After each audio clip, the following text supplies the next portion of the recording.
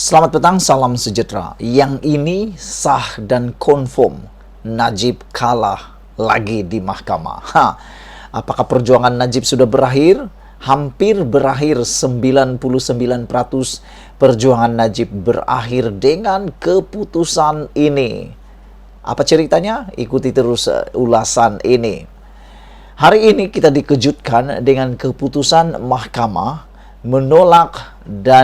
menolak rayuan Najib. Najib di dalam apa nak cakap ya? Kita nak cakap harapan terakhir Najib, kesempatan terakhir Najib, jalan terakhir Najib, pintu keluar Najib yang terakhir akhirnya hampir tertutup serapat-rapatnya.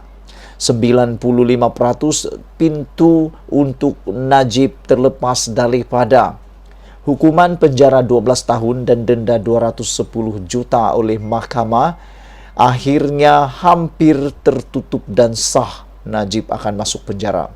Apabila keputusan hari ini, Mahkamah Tinggi akhirnya menolak Peguam Diraja UK untuk mewakili Najib. Ini bukan lagi fitnah, ini bukan lagi cerita kosong, ini bukan lagi cerita kabar angin kah, tak benar kah, apakah, tapi inilah kebenarannya. Baru diumum beberapa menit yang lepas, Mahkamah Tinggi sah menolak Peguam Diraja UK untuk mewakili Najib.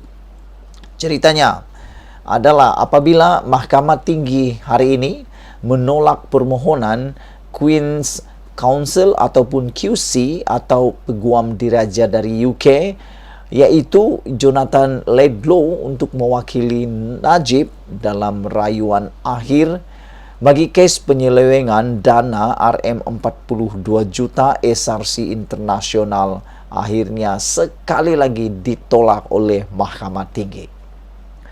Hakim Datuk Ahmad Kamal Majsahid dalam penghakiman menerusi sidang video berkata, tidak ada keperluan untuk membawa QC bagi mewakili Najib dalam rayuan akhir berkenan. Beliau berkata, Laidlaw tidak dapat menunjukkan bahawa beliau memiliki kelayakan khas dan pengalaman bagi mengendalikan kes atau rayuan seperti yang dihadapi Najib. Peguam itu juga tidak dapat menunjukkan bahawa kelayakan dan pengalamannya tidak dimiliki oleh mana-mana peguam di negara ini bagi tujuan berkenan. Aku nak ulas tentang peguam itu tidak dapat menunjukkan bahawa kelayakan dan pengalamannya tidak dimiliki oleh mana-mana peguam di negara ini. Di negara Malaysia, peguamnya apa kurangnya? Peguam Malaysia bertaraf antara bangsa, bertaraf dunia.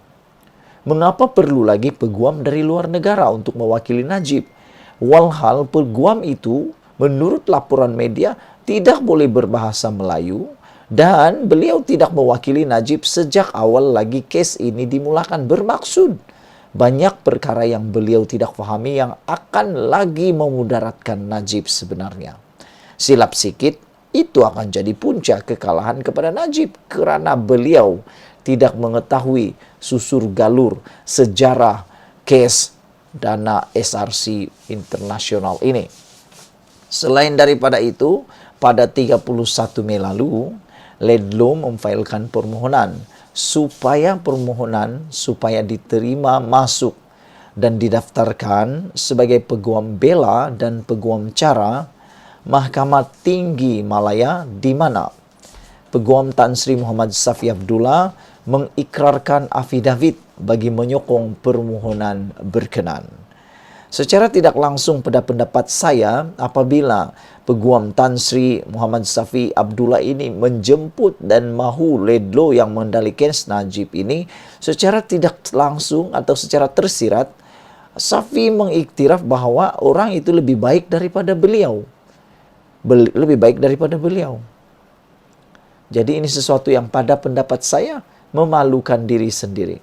Antara alasan yang dikemukakan oleh Muhammad Safi ialah peguam itu mempunyai kelayakan dan kepakaran yang tidak boleh didapati dalam kalangan peguam bela dan peguam cara di negara ini, kata Safi Abdullah. Ini bermaksud secara tidak langsung, secara tersiratnya, menurut pemahaman saya, Safi Abdullah ini, Muhammad Safi Abdullah, telah merendah-rendahkan tarafnya dirinya sendiri. Begitu juga dengan peguam-peguam yang lain. Adakah peguam di Malaysia ini tidak setaraf dengan luar negara? Aku pikir setaraf. Kita mempunyai sistem yang terbaik di dunia.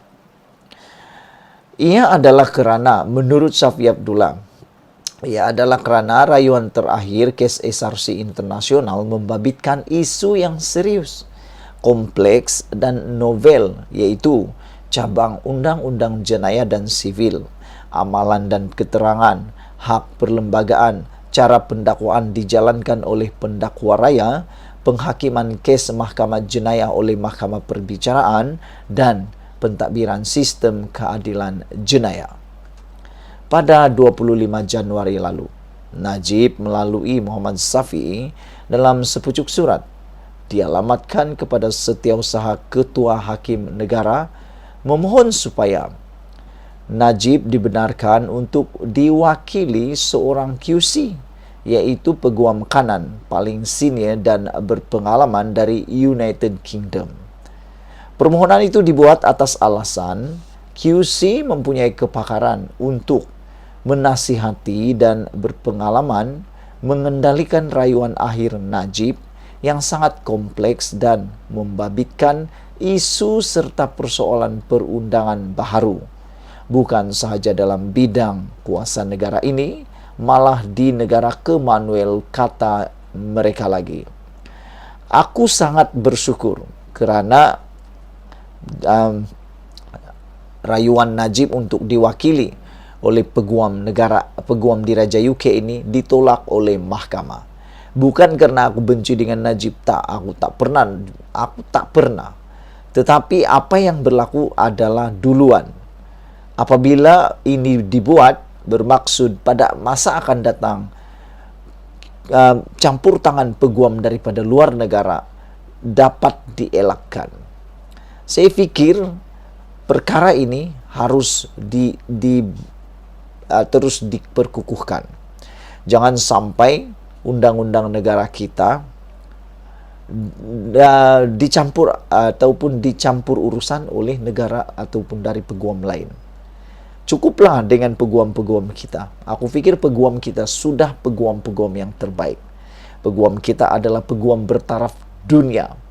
Tidak ada yang dapat menafikan itu. Itulah dia. Sebelum kita berpisah, jangan lupa tinggalkan komen Anda.